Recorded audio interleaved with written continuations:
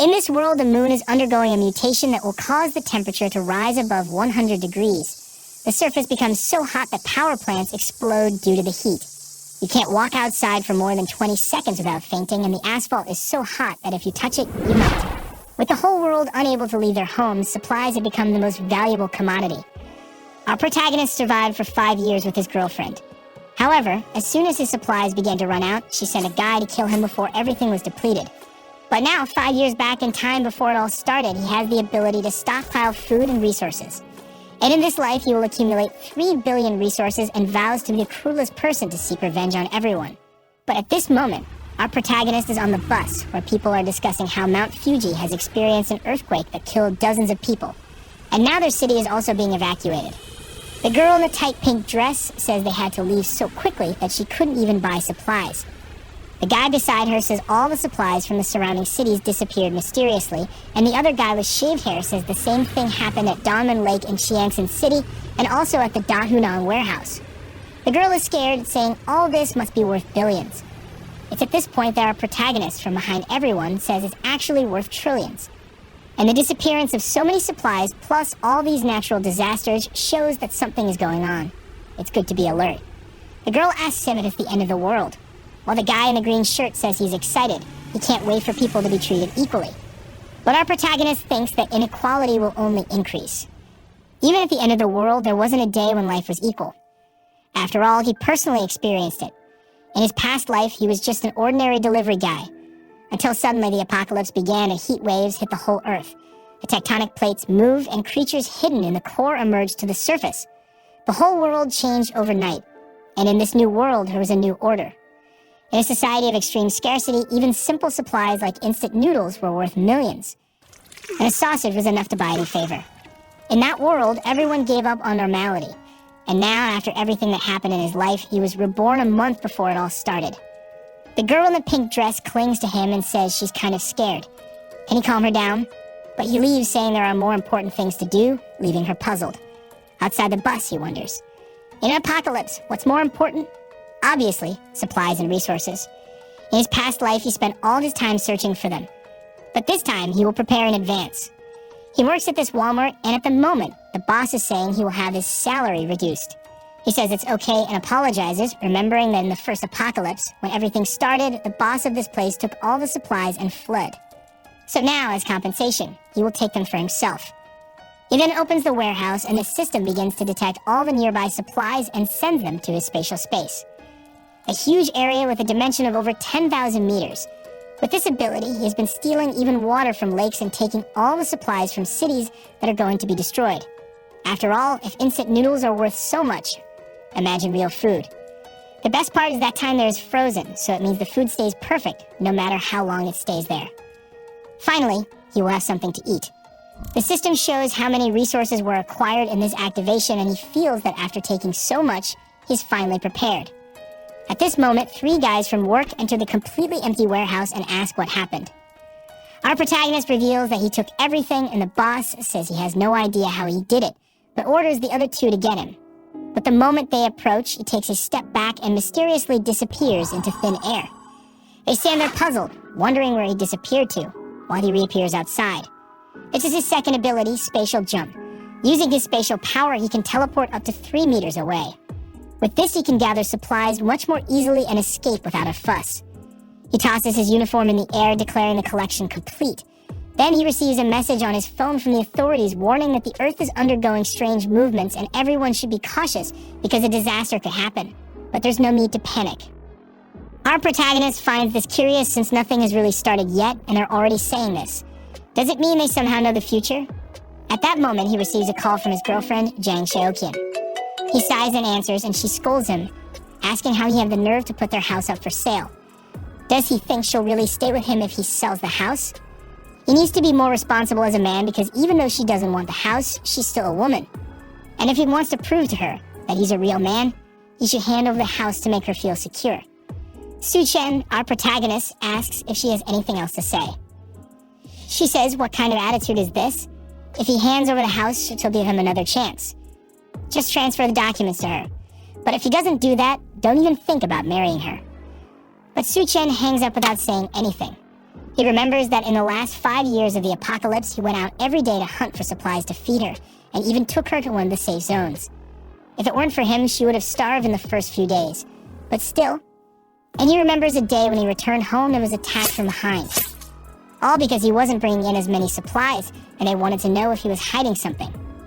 After Su Chen was killed, they had fun next to his body. And Jiang Xiaoqun warned the guy on top of her that Su Chen died because he was a useless incompetent. And it's good for this guy to prove he's not so incompetent. Su Chen was devastated to have trusted such a person for so long. But in this life, Xiaoqun and that guy named Wang will pay the price. And they won't die easily. The pain he felt, they will feel 100 times more. He calms down and remembers that the things he needs now are not found in the market and can only be bought with money. But first, he needs to get that money. So he calls a guy named Liu and says he's selling his house at half price, but he wants the money now. In front of the real estate agency, Wang and Xiaoqun are waiting for him. When he appears, Xiaoqun scolds him for keeping her waiting for so long. But he ignores her and walks past. Wang asks who let him sell a house and that if he does anything like this again, he won't see the sun tomorrow. But at that moment, Su Chen, who has learned to fight after surviving, grabs him by the neck and throws him to the ground, saying he can do whatever he wants with his things. Wang Xiaoqun is scared by this and tries to stop him. But she receives a slap and falls to the ground in disbelief. On the ground, Wang is begging him to let go, saying he's almost suffocating, but Su Chen tells him not to worry since he won't die so easily. He then releases Wang, who is shocked on the ground, while Su Chen enters the real estate agency. At that moment, Xiaoqun threatens him, saying to seize this opportunity she's giving him. If he kneels down and apologizes, she'll consider his case. But if he doesn't do that, forget about marrying her. Su Chen looks back and stares at the two who run away in fear. Inside the real estate agency, the attendant offers him some water, saying they will buy his house now. What does he think? The realtor's plan is simple. Su Chen's house is worth $1 million, but now he's selling it for $700,000. All he needs to do is buy and sell to someone else, and he'll make a good profit. Su Chen agrees to sell, but he has to receive the full payment now. The guy agrees, saying they'll transfer everything, and by tomorrow morning, it'll all be sorted out. Su Chen obviously agrees because houses will lose all value as temperatures rise. Despite several disasters occurring, the city is still peaceful for now. Volcanoes, earthquakes, and tsunamis are all still far away. Walking down the street, he sees a poster advertising quick loans. He decides to go there with his house certificate. Upon arrival, he's shocked to see it's the older brother of the guy who just beat him up, knowing this guy will die in the jaws of a monster in the first few days. The guy says he can lend him $500,000.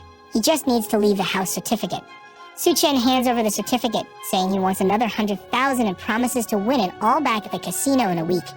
The seller likes hearing this and thinks this kid must be one of those gamblers who would sell even their relatives if necessary. This way he won't be able to pay, will keep the house, and he'll still have a lot of debt. With that, the guy agrees, and another $600,000 is transferred. Xiaoqun is angry along with Wang, saying he'll pay the price for this. As they were going to visit Wang's brother and Su Chen just came from there, they spot him. Wang wants to know what he's doing here, already grabbing his neck in fear, but they decide to follow him. Su Chen remembers that several buildings will collapse because of the tsunamis. But this hotel in the Green City has withstood all disasters until the end. He knows the presidential suite is well equipped and even has a pool. Maybe it's a good place to use as a base for a while. Even at the end of times, this place continued to have food for a long time. He is then greeted by the attendant Liu Xinru, who asks what she can do for him. Su Chen says he wants 1,000 tables for a banquet, startling her. She offers some table options, thinking this kid must be the son of someone very rich. He says he'll want the table that costs $10,000 each and will make a deposit of $500,000. When everything is settled, he'll make the rest of the payment. She is somewhat incredulous, but says to follow her to make the payment, thinking that even though this payment of his may not be much, someone who easily spends $500,000 surely has more to spend, so it's best to facilitate the process. Entering the room, she asks if he's getting married. He says yes, and all this is for a wedding, and he also wants a presidential suite. Sometime later, he's leaving the hotel all happy. He got over $10 million in food, spending $500,000 with the advance deposit.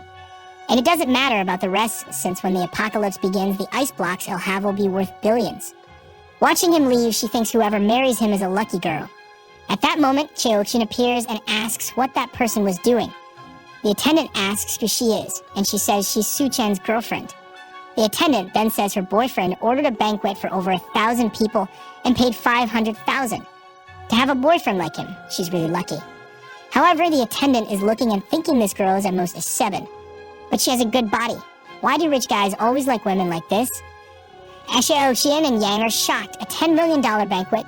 The attendant says it's the case and that maybe she hasn't realized, but many rich people do this. They get into relationships and hide all the money they have until the day of the wedding. Xiaoqian starts to believe this, and Wang thinks it's impossible for that loser to have so much money. However, the attendant shows that she received the transfer of 500,000. On the street, Wang is asking Xiaoqian, who is he going to invite to a 1,000-person banquet? Now Xiaoqian is confident, saying, "You really don't understand, do you? He's trying to introduce me to the circle of millionaires he knows. Only then will he reveal my identity." Wang is wanting to become a mountaineer and venture into the mountains, but she slaps him. Thinking that she has to create as many opportunities as possible to stay with that loser while imagining herself as a wealthy lady in a chair being pampered, her eyes sparkle. She never imagined this scenario. She'll definitely have to marry Su Chen the loser, and that's too good. Meanwhile, Su Chen is just tallying up what he's done. 700,000 for the house, plus 600,000 loan and 500,000 for the banquet. And now that his name is about to be tarnished, taking out a bunch more loans wouldn't be bad. So he installs all the banking apps on his phone and starts taking out a bunch more loans. After creating over 80 accounts, he managed to get another 970,000. Now he needs to buy a fireplace, ice-making machine, ice blocks, smokeless charcoal, and a few other things that aren't available in the markets. With the amount of money he has, buying online with fast delivery is easy. These items are essential for surviving the extreme cold and heat that will occur. He then orders 2,000 tons of smokeless charcoal, and also calls an ice factory to make a reservation. As he's walking down the street, a girl calls out to him. She's a friend of Xiaoqian's and says Xiaoqian misses him. However, Su Chen knows this girl isn't up to any good, and has always spoken ill of him to everyone. So he tells her, "Miss me. She must miss my house, right?" Lena looks at Xiaoqian and says Su Chen must be testing her, and she has to realize how sad he was with her behavior. Xiaoqian then rushes to Shen to apologize, feeling embarrassed, asking if he can accompany her for a walk. She's not feeling well, and she was sad to have fought with him yesterday. But Su Chen ignores her and tells her to go for a walk alone. Xiaoqian is losing her temper, saying he's being too arrogant, and Lena says he's getting a taxi. It's good they follow him and see what he's up to. Meanwhile, Su Chen is arriving at the ice factory. The guy receives him, impressed that he's so young. Su Chen asks if the 2,000 tons of edible ice are ready, and the attendant says his factory isn't cheap, but guarantees extremely fast delivery. He just needs to pay a small portion, and they'll deliver everything. Su Chen then transfers 100,000 to him, and the seller informs that everything will be delivered in 3 days. Save the money, the attendant asks why he needs so much ice. Is he organizing an event? If he wants, they can cooperate in the future, and the price is negotiable. Su Chen says it's all for a charity event and leaves. At that moment, another taxi stops and the seller gets excited. But it's Xiaoqian wanting to know what that guy who just left was doing here. She's asking because he's her boyfriend. The seller is confused. Is this girl playing detective? What's going on here? He says he ordered 800,000 in ice. Both of them are shocked. 800,000 in ice. It's confirmed. He's a millionaire indeed to do something like that. Lena asks, did he tell you what he's going to do with so much ice? The seller thinks and remembers. He said he's going to donate it to charity. Both of them get scared without understanding the reason. The scene shifts to one of the city's fanciest restaurants.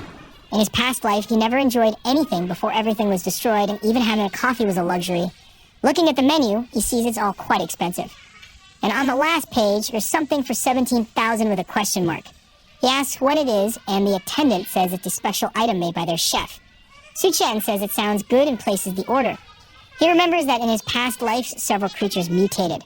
Some people thought it was some kind of biological change. But for him, it was just the creatures adapting to the new environment. At that moment, a girl with pink hair comes to deliver his order. She's marvelous and introduces herself as the chef of this restaurant. Su Chen recognizes her as Chef Duanya. During the apocalypse, she became known as the Hell's Chef. She had some kind of magical culinary ability that turned corpses into edible things. And in a world of scarcity, no one could resist temptation. However, the dishes made with mutated creatures always ended up killing people. Seeing his expression, she wonders, does he think that a beautiful girl like me would poison his food? And then she tells him that the dish she served is called Two-Faced Life. It's a meat dish with different preparations on each side. Su Chen tries it and says it's really worth the $17,000, while thinking it would be wonderful to have her at home to cook. Outside, Lena says she heard this restaurant is really expensive. And Sir Ocean says she can't wait to become a rich wife.